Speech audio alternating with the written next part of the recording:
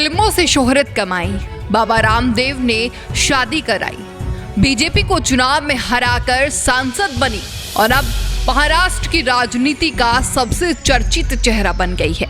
ये fire brand सांसद BJP को चुनाव में हराती है, लेकिन तारीफ मोदी और शाह की करती है।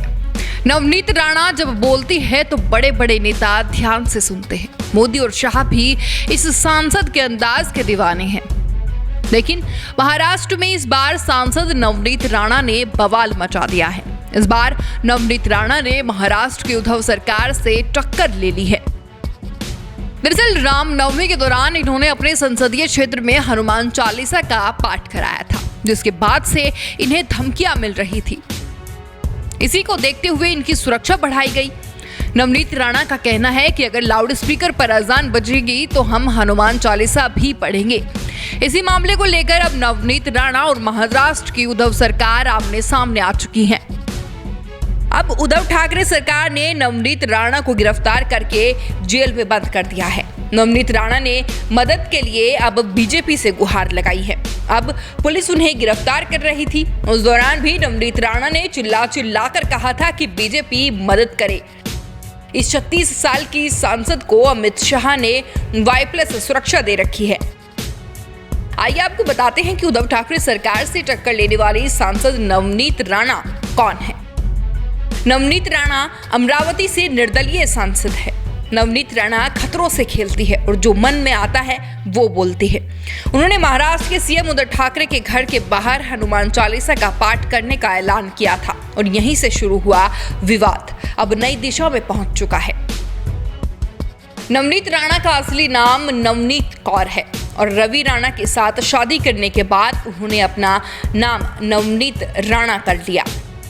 पिछले एक दशक में रवि राणा और नवनीत राणा महाराष्ट्र के शक्तिशाली दलों में से एक बन चुके हैं।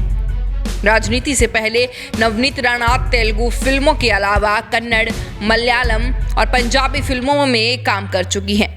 इनके चाहने वाले भी करोड़ों हैं और 5 से ज्यादा भाषाओं में बात कर सकती हैं।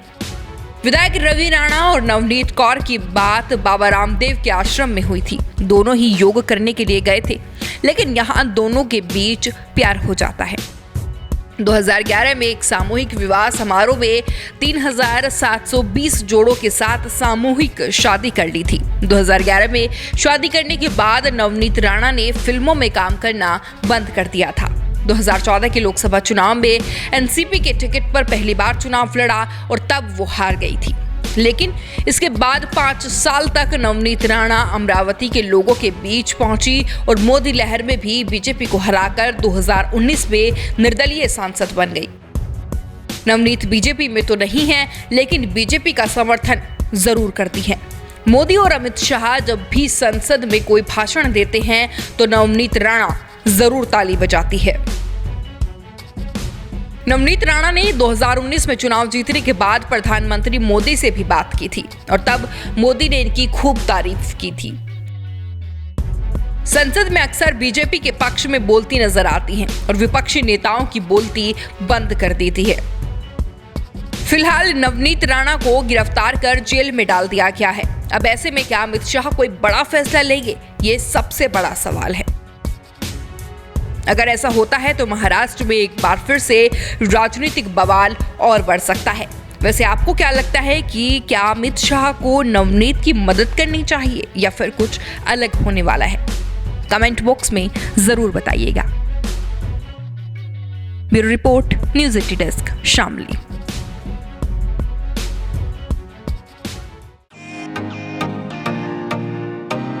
फेसबुक और यूट्यूब के बाद अब आपका पसंदीदा चैनल न्यूज़ 80 डेली हंट पर भी फॉलो करें।